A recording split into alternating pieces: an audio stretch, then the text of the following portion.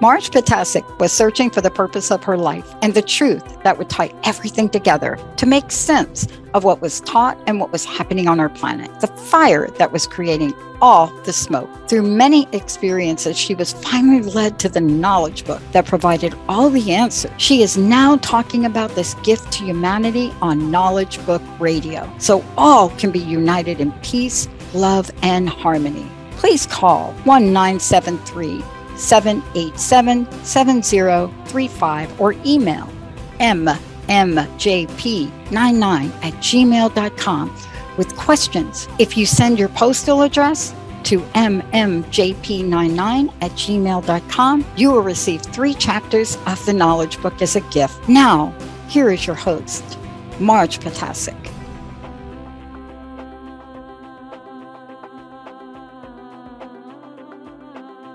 I'm Marge Ptaszek, and you're listening to the Knowledge Book Radio with Marge Ptaszek on Transformation Talk Radio. For the next 15 minutes or so, we will be continuing our series of Omega Talks. Now, this is the series that is given once a month on the 4th Tuesday at 4 p.m. Pacific and 7 p.m. East Coast time. And during that time, and during the part of the Omega Talks, it is what we're presenting is Unification Program of the Call to Friendship Association that's mentioned in the Knowledge Book several times. Now, what is happening during these talks is that we connect world knowledge to the Omega dimension. Now, of course, the Omega dimension was mentioned in the New Testament as the Alpha and the Omega program. So this part is the second part of the Alpha Omega as the Omega. Now, this is also known as the Union of Central Suns or the 19th dimension. This dimension, the 19th dimension, has been close to humanity for all this time, but now it has become accessible to the world human for the first time. And this is the 19th dimension is open to humanity through the Knowledge Book.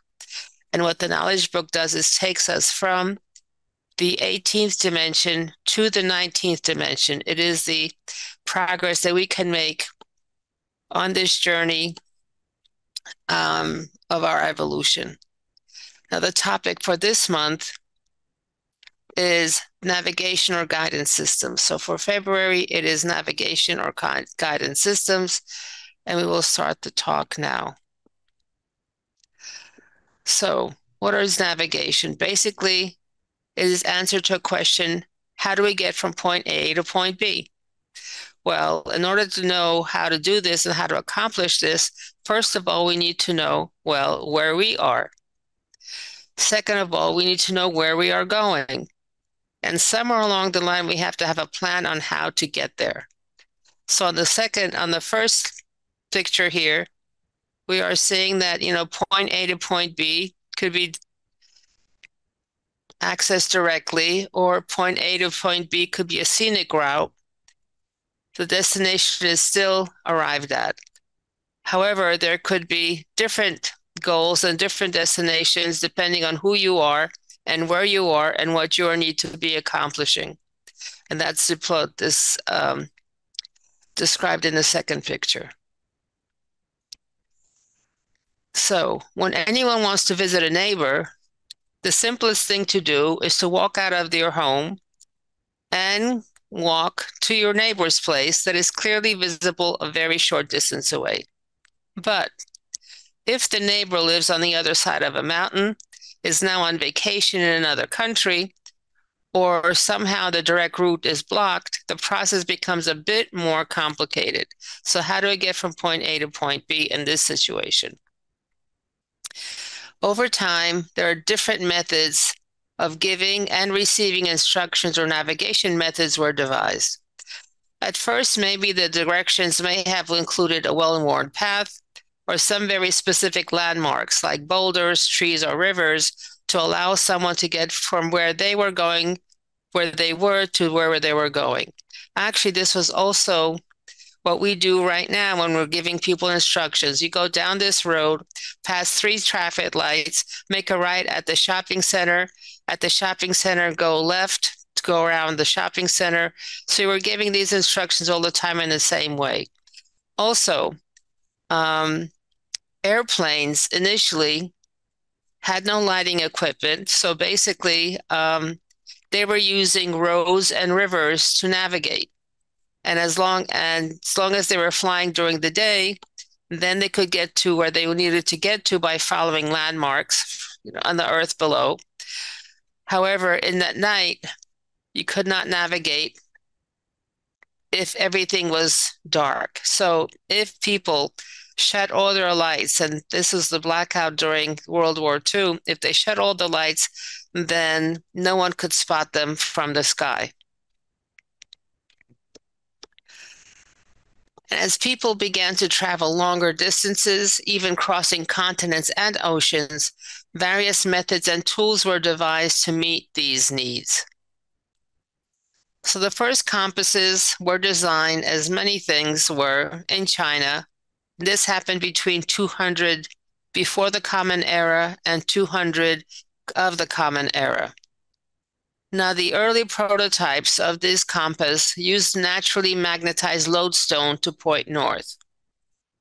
However, once they saw and they discovered that lodestone magnetism could be transferred to an iron needle, then smaller and more easily portable compasses were made.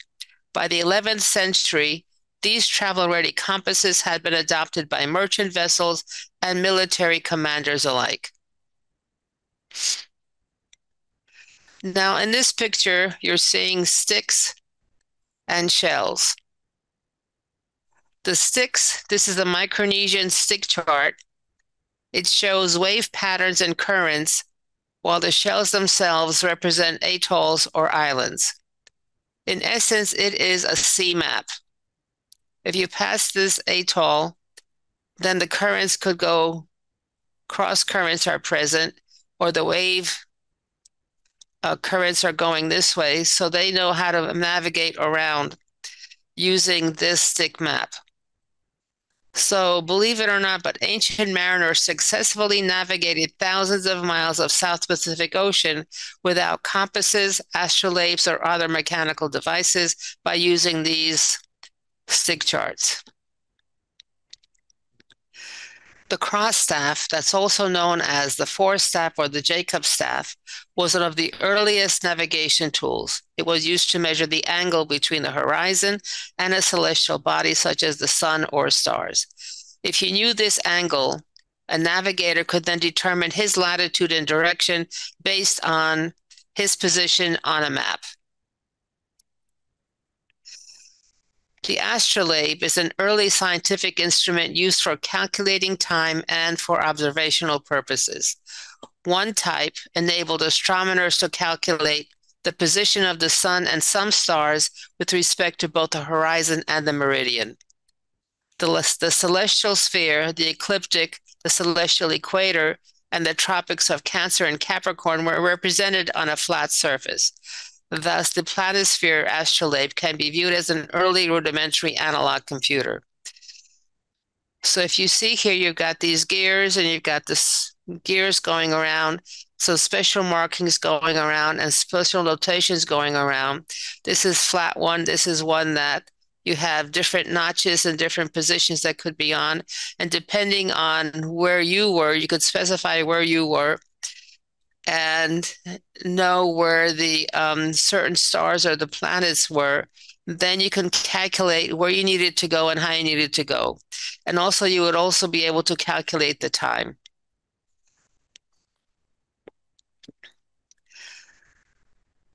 And what we were talking about just previously is that navigation tools, but they needed a reference such as a chart or a map. Now, once the tools were improved, that improvement meant that surveying was also improved. And in turn, that produced much more accurate maps, resulting in much safer and reliable navigation. The map that we're looking at is the map around 1490, which supposedly Columbus used to get from Portugal or Spain to the New World. Now, if you could see, They knew that the New World existed. They knew that there were some islands, and they knew sort of the shape of Africa and Europe and Asia, but it does not look at all as the map that we have today. So as they were using these tools, as they were navigating, they were able to survey what they saw and be able to mark that down, and that produced much more accurate maps for going ahead and traveling some more. The next tool was the sextant, and this measures the angle between two objects, such as the horizon and a celestial object like a star or planet. It basically replaced the astrolabe in the 17th century. Once they knew the angle, they could use that angle then to calculate a ship's position on a nautical chart. Now, there are two kinds of astronomical sextants, the mural and the frame-based. They have a significant historical importance, but have been replaced over time by transit telescopes, other astrometry techniques, and satellites such as Hipparcos. In turn, these are replaced with more modern and more precise navigation tools. So step by step, tools were developed, methods were developed to more safely and accurately be able to navigate both on the earth, on land, and on water. Radar was coined in 1941 from the phrase radio detection and ranging. It is a system that uses radio waves to determine an object's size, distance, and speed. So this was invented during World War II to detect aircraft. However, today, radar is used for civilian air navigation, to detect speeders on the road. Everybody wants to stay away from the radar guns and to track weather systems. So this is the radar. Now, radar is on the lower end of the electromagnetic field. It is below the color red. And actually, it is the radio waves that are used to carry programs and shows and on TV and on the radio. Next came sonar, and this is a technique that uses sound propagation to navigate, measure distances, communicate with or detect objects on or under the sea surface. Now, in the fishing industry, it is used to detect fish, to detect structures, and to see what the seafloor around the vessel looked like.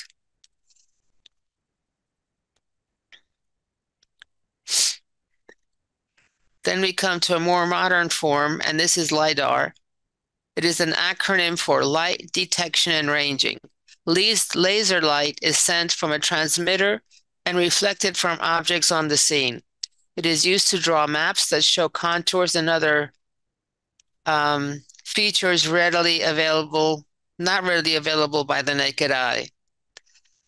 LiDAR is used in geology, cartography, archaeology, hazard detection, meteorology, mining, climate monitoring, transportation, and is starting to be used in autonomous or self-driving vehicles.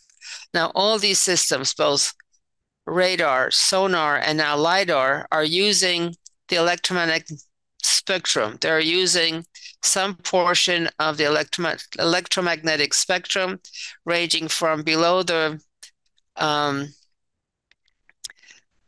red light up to the higher frequencies of light.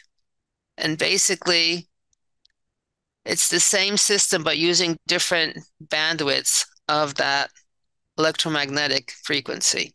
And it is all based on issuing a signal, waiting for the signal to be bounced back, and the difference in travel time will give you the shape of the object and also give you where the direction of the object is going.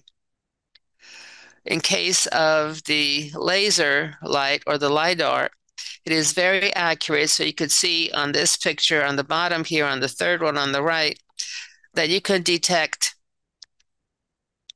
electrical wires. on the poles. So it is very accurate because laser itself, laser is actually a coherent stream of light. Now, up until the 1950s, the navigation tools dealt with objects either on or close to the surface of the Earth, and either on or below the surface of the sea. But once Russia launched its Sputnik satellite into space, the US government said, we need a system that would also track space objects. So the Navy created a satellite-based system to track space objects using shifts in its radio signal known as the Doppler effect. Now, the Doppler effect is familiar to all of us because this is the way, let's say, the sound changes when you have a siren or a fire engine or a police car or an ambulance coming towards you. The siren sounds higher in pitch, but when it is receding from you, it sounds lower in pitch. That's the Doppler effect. It squeezes on going forward. It squeezes the frequency waves to be shorter, and when it's leaving, it actually feels like it's expanding the waves outward. And what the United States Navy did was they conducted satellite navigation experiments in the mid-1960s to track U.S. submarines. When they had 6 satellites orbiting the poles, the submarines were able to observe the satellite changes in Doppler and pinpoint the submarine's location within a matter of minutes. Then in the 1970s, the Department of Defense got into the act and wanted to make sure that the system that was up there was robust and stable, and that would be always available. So it's also very reliable.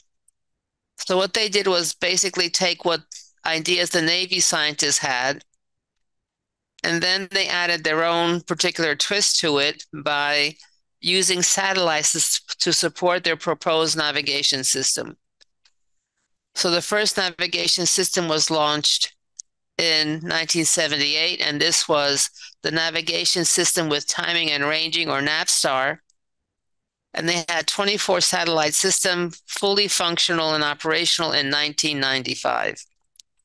So we're not talking very long ago.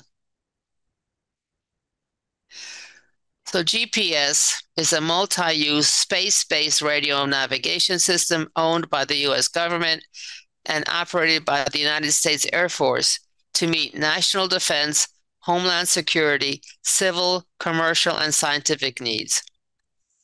GPS currently provides 2 levels of service. The first is the Standard Positioning Service, or SPS, and the Precise Positioning Service, or PPS.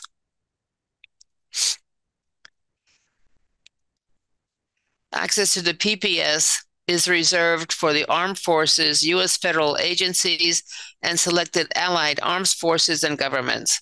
So this is a very accurate, very pinpoint, reliable system, but it is only used by governments and the United States in the armed forces and federal agencies. The SPS is actually available to all users on a continuous worldwide basis. We don't pay for this service. It is free of any direct user charges. And the specific capabilities of what SPS can do are published in the Global Positioning System, Performance Standards, and Specifications. Of course, as time went on, there were advances made in technology, and new demands prompted lawmakers to make GPS functionality more accessible. So as usual, necessity is the mother of invention. You need something, you create something, or put together something that addresses the need at that particular time. And over time, things get improved and more functionality is added, making it either faster or more accurate or more reliable. In 2000, the U.S. Congress authorized GPS Block 3A, and this, of course, expanded the capabilities of GPS. Navigation systems and distributed assets and devices use the Space-Based Global Navigation Satellite System, GNSS, which includes the US system GPS, Russian system GLONASS, European system Galileo, and Chinese system Beidou.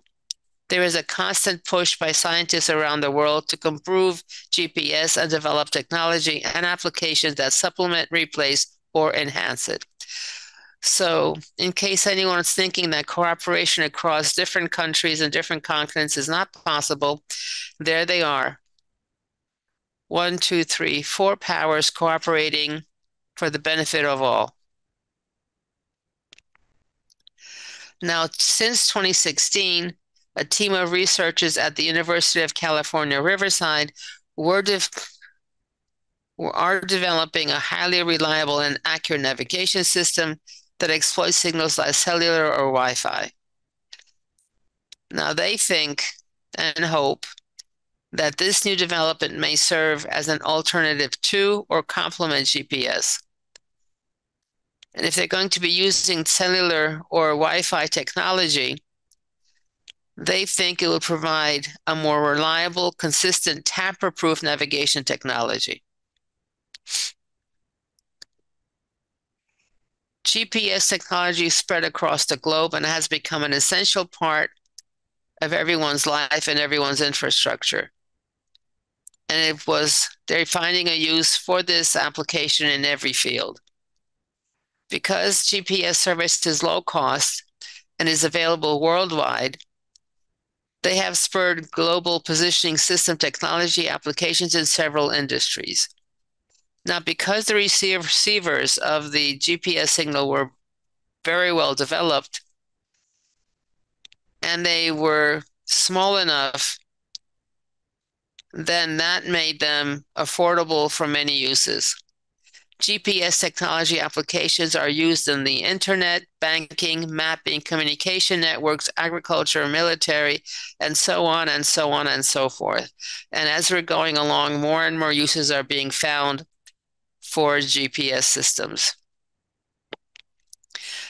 Now, in this present day and age, all you need to do to get from point A to point B is to key in the location of point B into your vehicle's GPS or your smartphone, and GPS will take you there.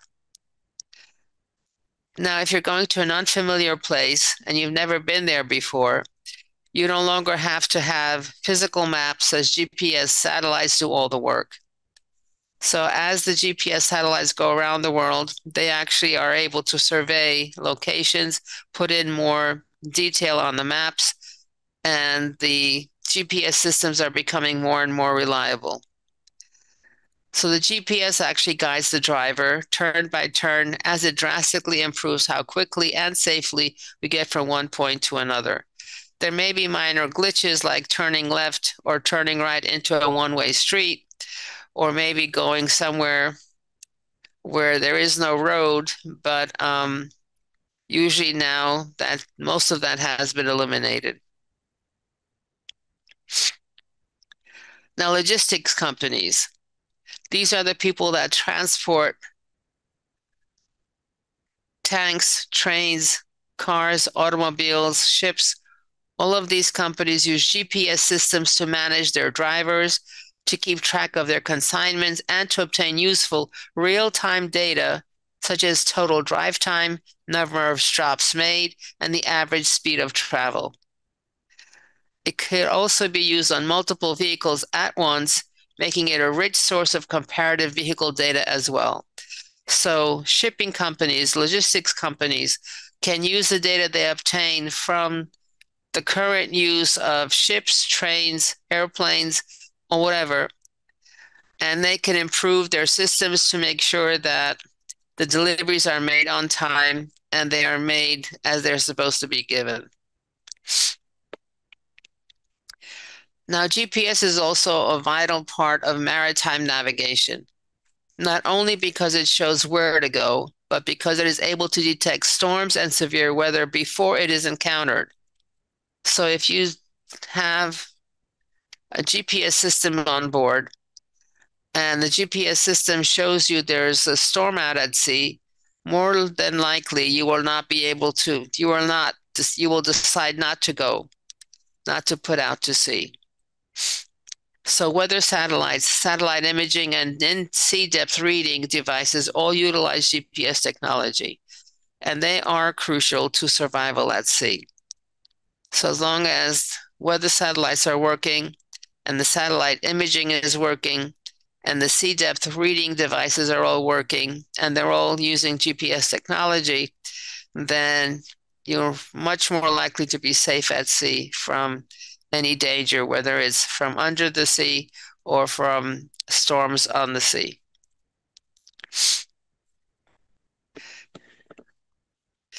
Using mobile GPS data as an added level of security allows banks or other payment providers to use the geolocation information gained from the app to determine whether a transaction aligns with the location of the individual's mobile.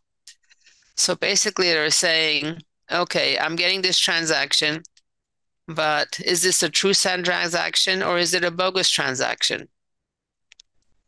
So banks use the location of the mobile or the system to see whether multiple bogus applications are coming from the same place or area, and then they could investigate and see whether someone is trying to get into an account that they have no right to be in. Now, every time that we check the map on our GPS on our phone, then GPS comes into play.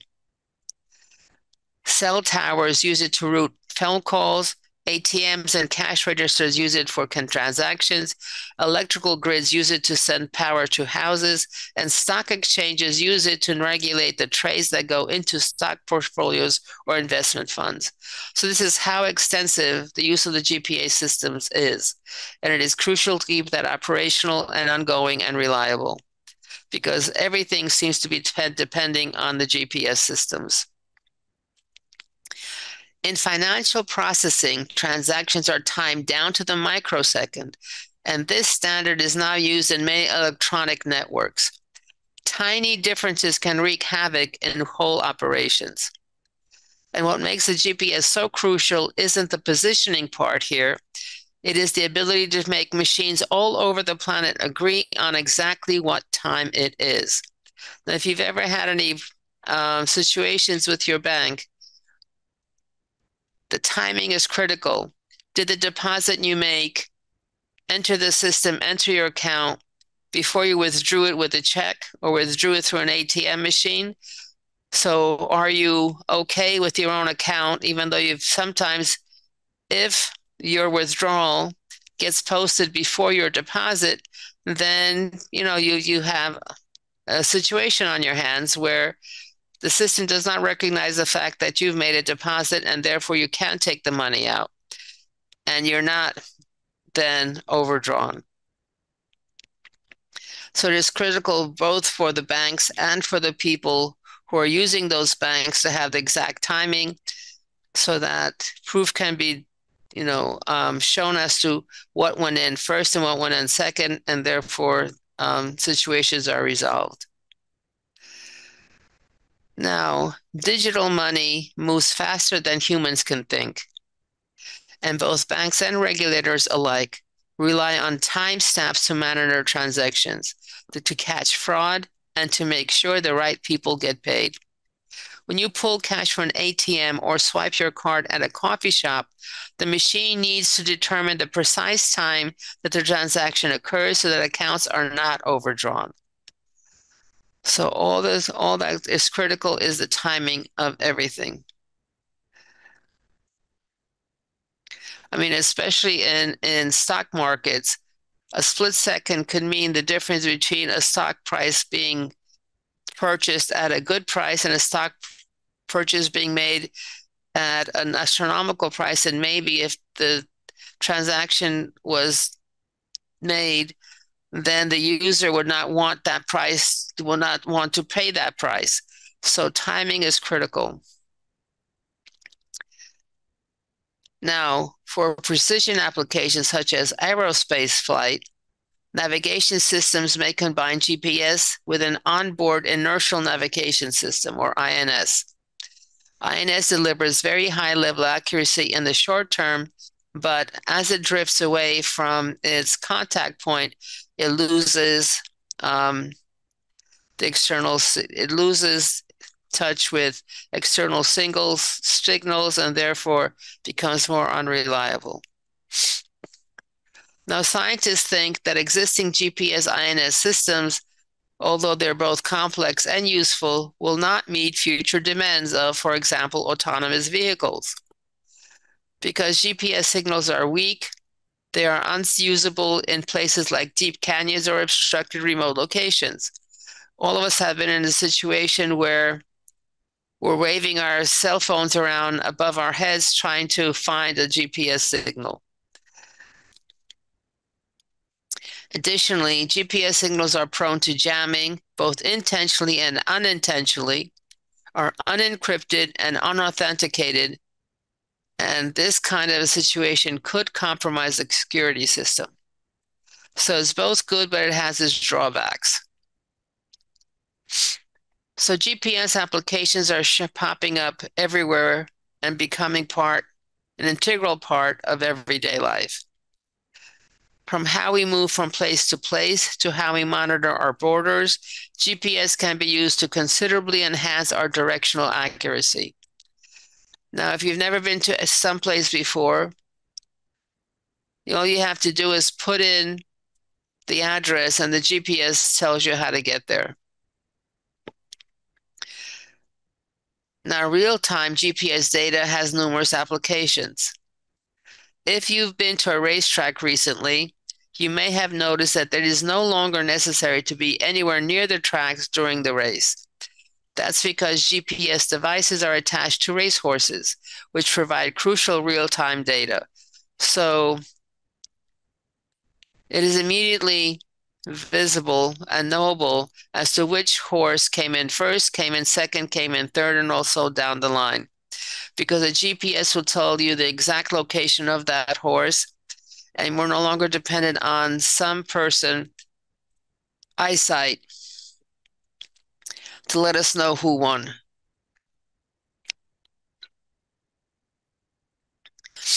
And also, viewers can enjoy the event remotely and enjoy play-by-play commentary that usually accompanies the real-time visual broadcast of the horse race. So, interesting. There are other areas in which GPS technology has proven useful, and that includes geotagging or attaching a location to all posts and media on the internet. Now, GPS hasn't been around for very long, but it is already evident that it is one of the technologies humankind will not be able to do without as we go into the future. Everyone uses it, it's everywhere, and we're using it. Now, thanks to GPS tracking devices, you can know where your valuables are, whether it's a person, a car, a dog, a drone, a suitcase, a cell phone, or anything that is important to you. It can now be easily traced using a GPS tracking device. When it was first introduced to the world, the uses of GPS focused mainly on tracking, but over time it has been evolving and is now being incorporated into other devices as functionalities. Now, the benefits of GPS tracking technology are actually countless. The small trackers have a lot of amazing applications. You can get customized devices suitable for a particular use, or you can simply utilize your smartphone's internal GPS for general purposes. An added perk is that a mobile signal is not needed for the GPS to work. Now, the most common application for GPS tracking is tracking locations. A lot of people like to go hiking. A lot of people like to go on adventure trips. And each person in that group that is doing the traveling or the hiking or the exploring has its own tracker on themselves. If one of the people is separated from the rest of the group, then the missing hiker location, because the tracker is on, then becomes the destination for GPS directions, and thereby allowing the friends to meet up. So if you get lost and you got a tracker on you, then you'll be able to find or meet up with people who are looking for you. In case you encounter an accident or any emergency in an isolated area and need immediate assistance, you can call pre-programmed emergency numbers on your smartphone. This can be done even without giving the location because the GPS tracker specifies the emergency location. Installing a tracking device on vehicles will allow you to find the car in case you've forgotten to notice where it was parked or it went missing. Now, this was very interesting because some time ago, I found myself in Atlanta, Georgia. I rented a car to get to training course I was going to. I got to the hotel, I parked the car. I went to the course for 3 solid days. And when I emerged from the course and I needed to pick up the car to go back home, I could not remember where the car was or what the car looked like. So it would have been very convenient, let's say, and it would have limited my walking by quite a bit by having a tracking on the car and the key device to open the car.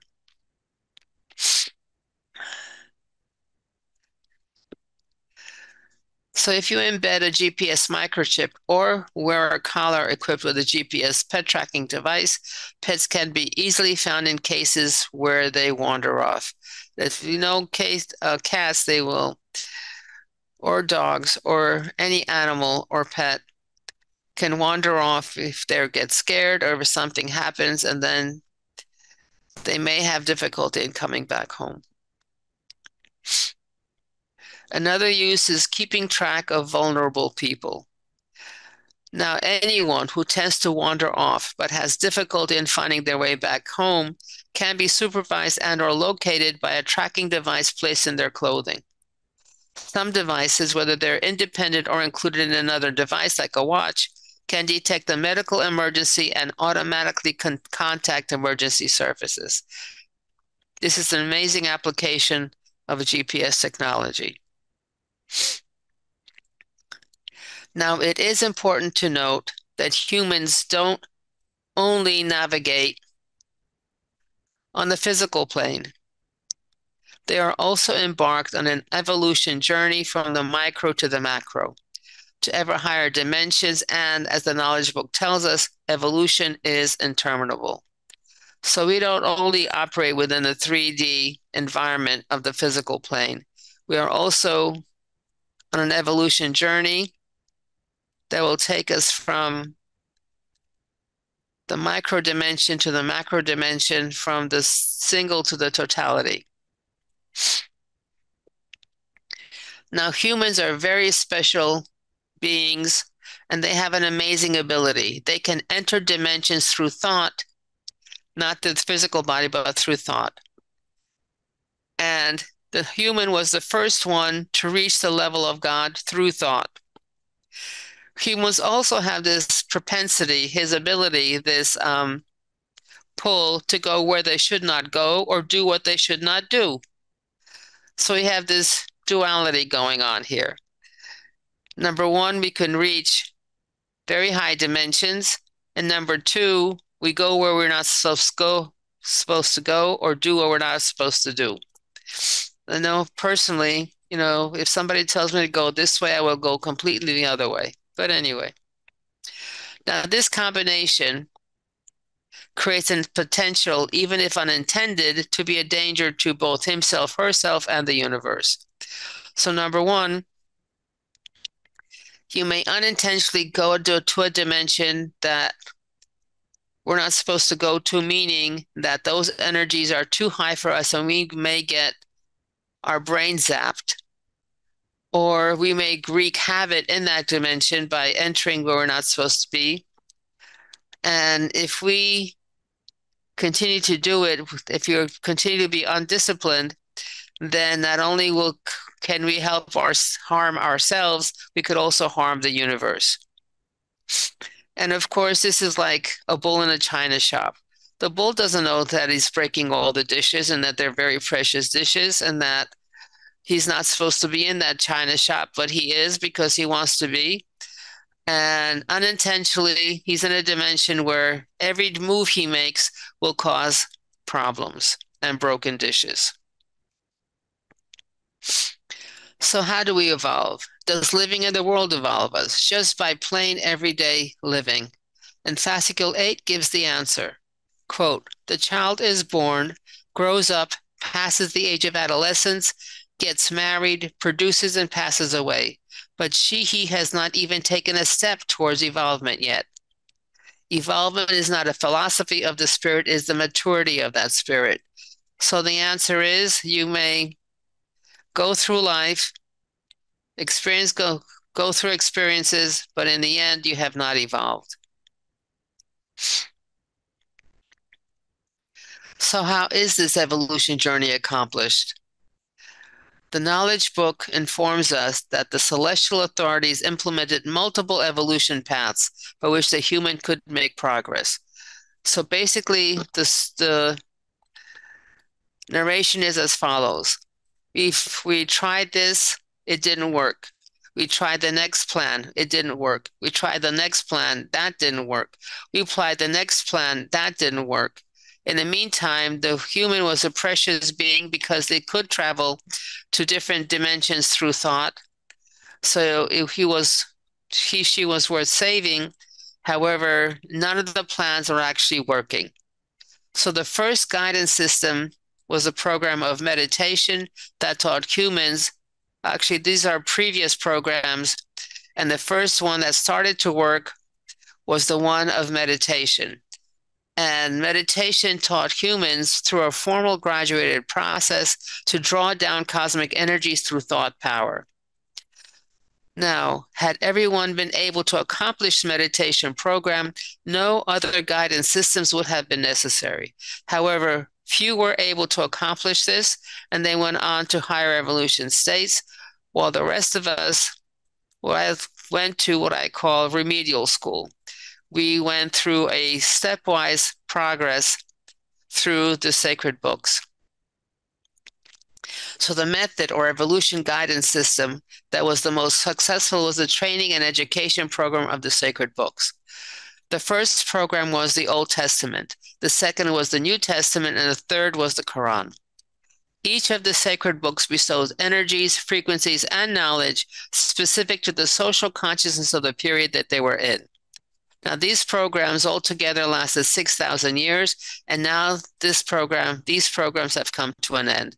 So this is what happened from the transition from 1999 to 2000. The age of the sacred books was finished.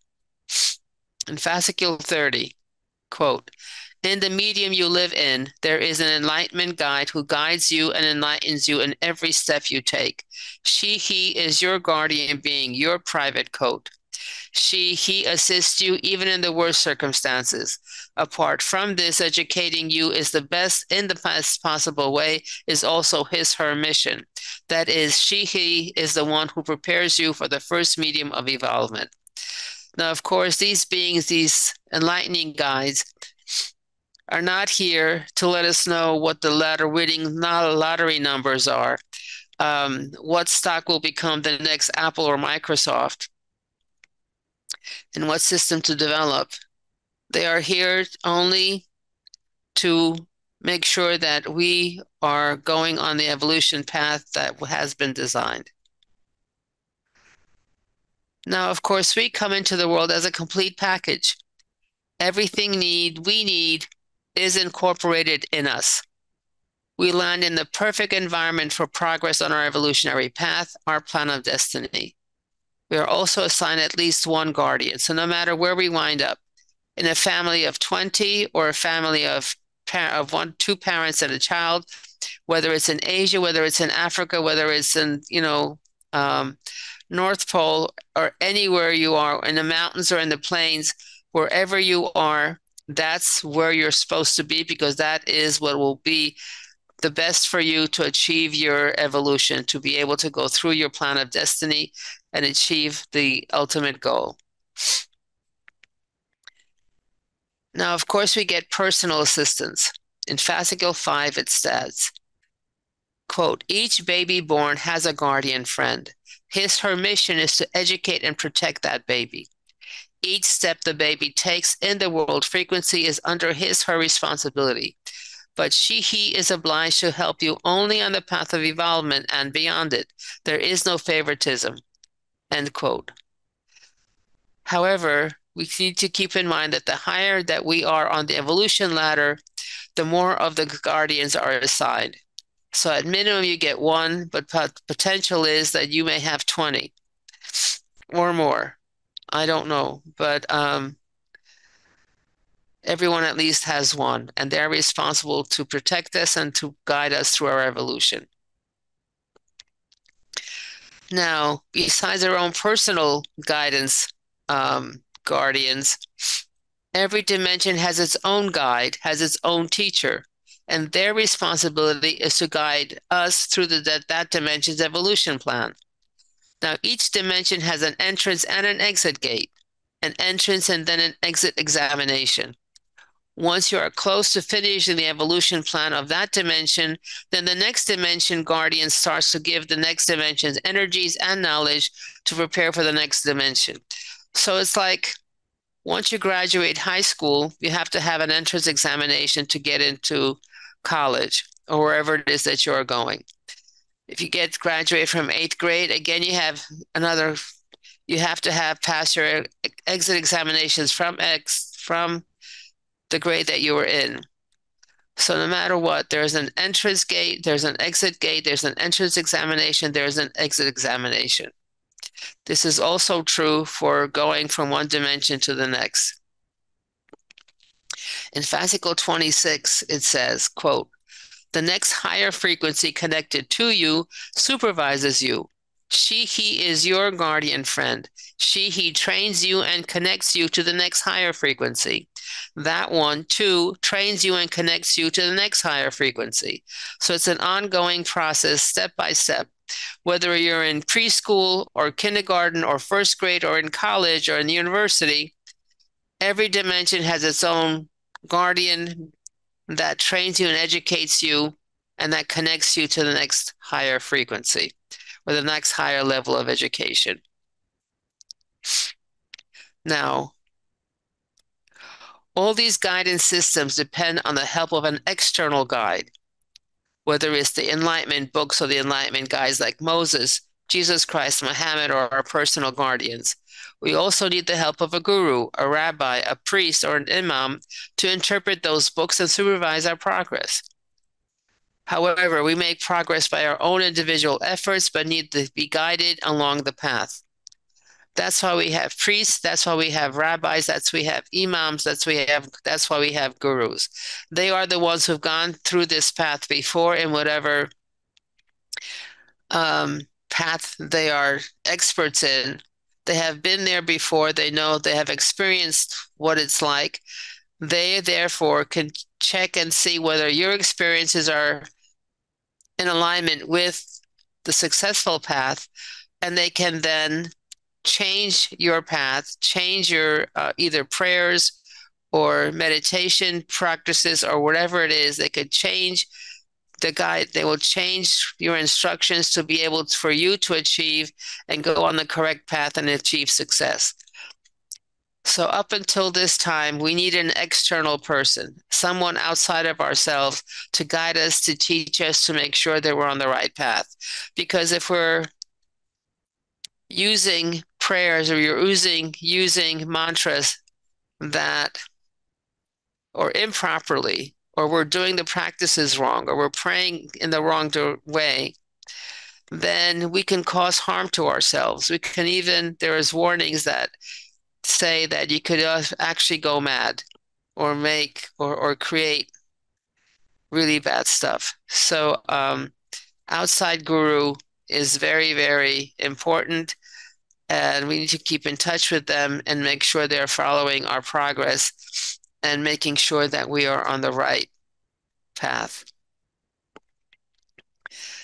But once we have achieved religious consciousness, then we are introduced to the knowledge book, And this is the guidebook for our progress from the religious dimension to the universal dimension. Fascicle 50, quote, "The knowledge book is a divine whole of suggestions that will assist you during the difficult periods which you will go through the medium of uncertainty. And it is a book of guidance that will open, one by one, the packages of questions in the thoughts of all the friends who live today and will live in the morrows," end quote. I will repeat this. Quote, "The knowledge book is a divine whole of suggestions that will assist you during the difficult periods which you will go through the medium of uncertainty. And it is a book of guidance that will open, one by one, the packages of questions in the thoughts of all the friends who live today and will live in the morrows."